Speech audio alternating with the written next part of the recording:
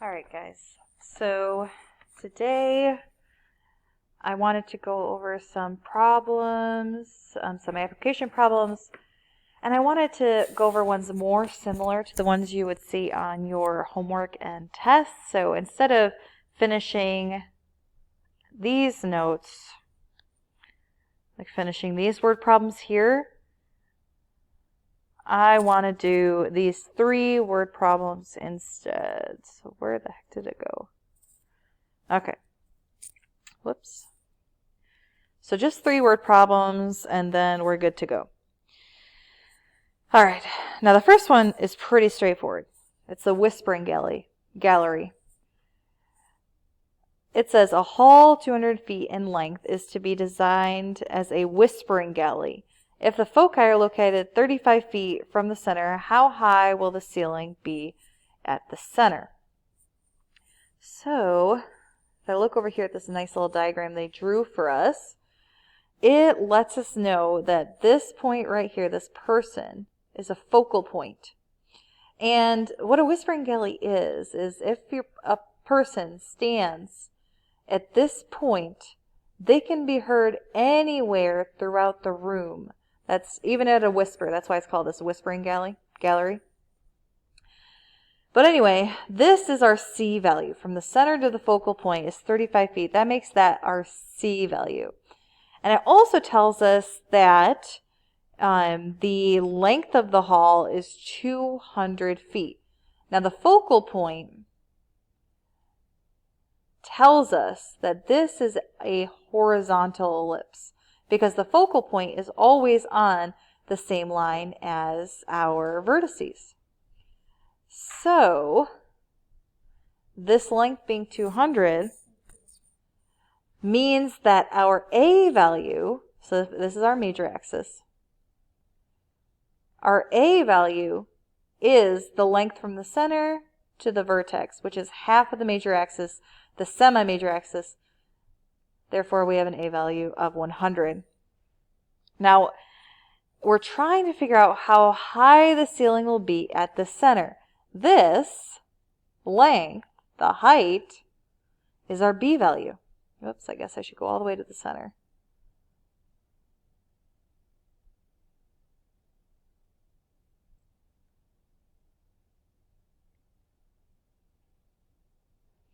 This length is our B value.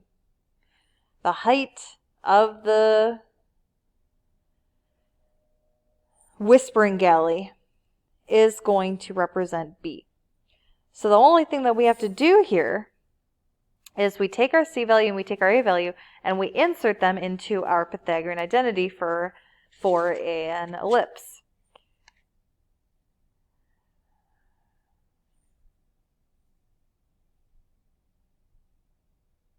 Remember, ellipses has us subtracting the A and the B. So our C value is, what was it, 35? Our A value was 100. So in order to get rid of that square root, what you're going to have to do is you're going to have to, whoops, this square shouldn't be there. You're going to have to square both sides. So let's get out our calculator.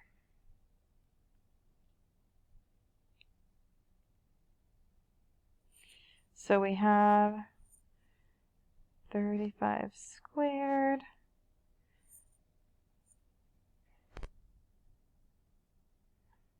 And I have 100 squared minus b squared, so I subtract 100 squared over, and you get negative 775 is equal to negative b squared, meaning the positive version of the left side is equal to the positive version of the right side. And I just lastly need to square root this,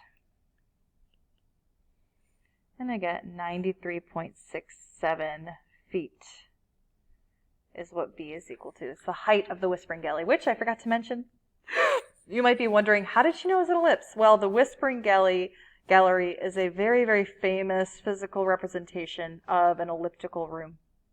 So anytime they mention whispering gallery, you should immediately equate an elliptical conic with that whispering gallery. Why do I keep saying gallery? All right, on to number 2. It states, let me move this. Okay. It states, or I'm sorry, number 3 I wanted to go over. A bridge is built in the shape of a semi-elliptical arch. So right there tells me I'm dealing with an ellipse. Half of an ellipse, really. But the bridge has a span of 160 feet and a maximum height of 10 feet. Choose a suitable rectangular coordinate system and find the height of the arch at a distance of 40 feet from the center. So on problems like this, I always like to draw my picture. So I have a bridge that is like half an ellipse, like an arc, like so. And it says it spans 160 feet. So this length is 160. That's our major axis. And it has a maximum height of 10 feet. Choose a suitable rectangular coordinate system and the height of an arch at a distance of 40 feet from the center. So what this wants from us is to know, okay, from the center, if we go a distance of 40 feet,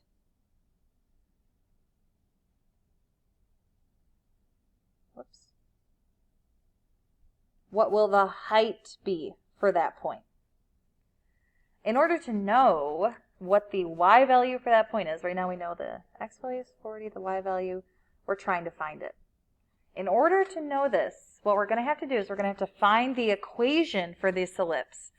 And then once we have the equation, we can plug 40 in for x to figure out what y is. Now to know the equation for this ellipse, we need to know 3 things. The center, which this is just a random application, meaning we can choose any point as our center. Easiest to choose is 0, 0. And we need to know our a value, which is always going to be half of our transverse. So the a value here is 80, and our b value is 10. So our equation is going to be y equals x squared over our a, which is 80 squared, plus our y value. I shouldn't have said y equals. I'm sorry. It's always equal to 1. Over our b value squared. So that's our equation, and what we want to do is we want to figure out what y is when x is 40. So I'm going to substitute 40 in for x. And I'm going to solve for y. Get y all by itself. So you divide 40 squared by 80 squared. I don't know why I did parentheses. And I'm trying to get y by itself, so I need to take that and subtract it from 1, which we can see is going to be 0.75. So that means y squared over 10 squared is equal to 0.75. But then still to get the y squared by itself, we need to multiply by both sides by 10 squared, which is 100. So this is going to be 75. This is still y squared, so our last and final step is to square root both sides. Whoops, I didn't hit what I wanted to. Oh, okay. 75. 8.66. So when we're 40 feet away from our center, the height of the arch is 8.66. Is it feet? Yes, feet. Round to 2 decimal places? Yes. And we're done. All right, so last one, and this one is definitely actually the trickiest of them all. So it says, a cross-section of a nuclear power plant's cooling tower is in the shape of a hyperbola. Suppose the tower has a base diameter of 204 meters and a diameter at its narrowest point of 56 meters above the ground. is 68 meters. So that 68 meters is the diameter, where it's 56 meters above the ground. If the diameter at the top of the tower is 136 meters, how tall is the tower? So my best piece of advice for you here is to draw the picture and try to draw it as accurately as possible. So what I'm going to do is I'm going to draw the base of the nuclear power plant, which, I mean, I guess I don't really need to draw it as an oval. I can draw it as a straight line. And if you think about a nuclear power plant, and we know this is a hyperbola, because it tells us here.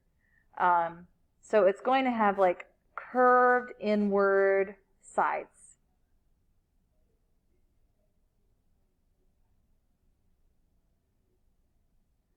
Oof, a little bit rough, but that's all right. Okay. And it tells us that the diameter of the base is 204. So this has a length of 204 from here to here. It also tells us that its narrowest point is 56 meters off of the ground. And it tells us that this is 68. And then it says the diameter at the top is 136. And it wants to know what is the height of the tower. So what we're going to have to do here is we're going to have to find the equation of the circle. I'm sorry, oh my gosh. The equation of the hyperbola. And then once we know the equation of the hyperbola, we can plug in that x value of one of these 2 points for the top to get the y value, which would be the height of the entire nuclear power plant. So what I'm going to do is I'm going to assume that the narrowest point, the center of the narrowest point, is our center. That's our 0, 0. So this power plant has an A value of half of that 68, right? Our A value is always from the center to the vertex. So half of 68 is 34. That's what A is. Our B is a little bit tricky.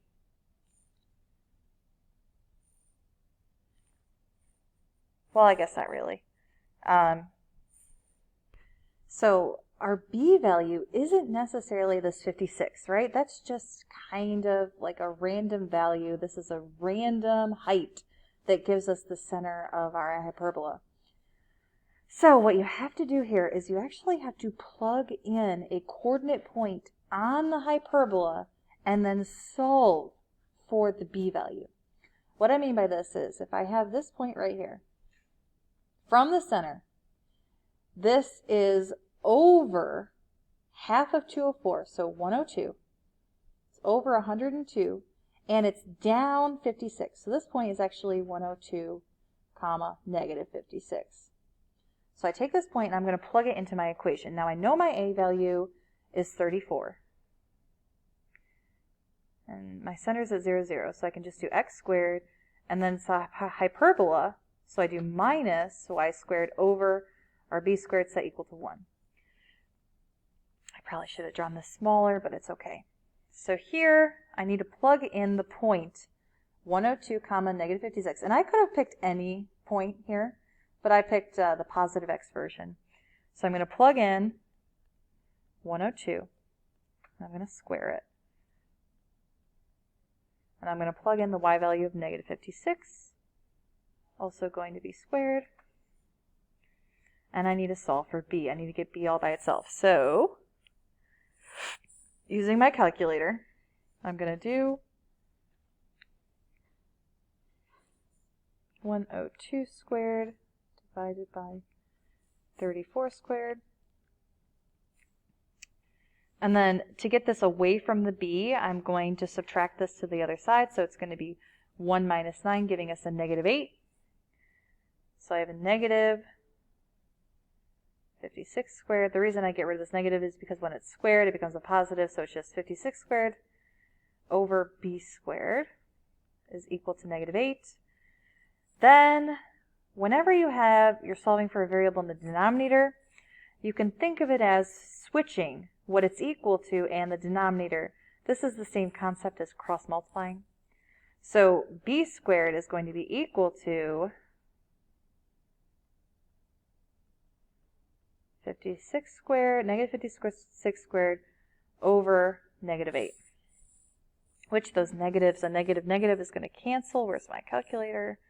So I have 56 squared divided by 8. 392. That's what b squared is equal to, meaning b is the square root of that, which really we don't need to know what b is because 392 is what's going to go into our equation, but it's okay, we can find it. 19.7989.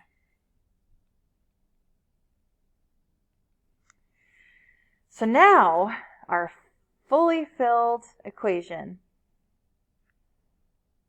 is x squared over 34 squared. I guess I should just write down what 34 squared is. 1156 minus y squared over b squared, which remember was 392, is equal to 1. Now, what we're trying to find is how tall the tower is. So in order to know how tall this tower is, we do need to know what this value is. That's the only missing piece. Meaning, like I said in the beginning, we need to know what the y coordinate was for this point. Right now we know that this point, let's do this point. This point has an x value of 136 divided by 2.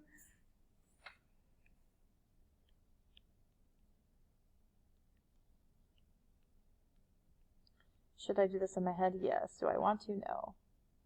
So this has an x value of 68, and we're trying to find that y value. So I'm going to plug in 68, and I'm again going to have to solve for a variable in this equation. This time y though, not b. So again, I'm going to have to do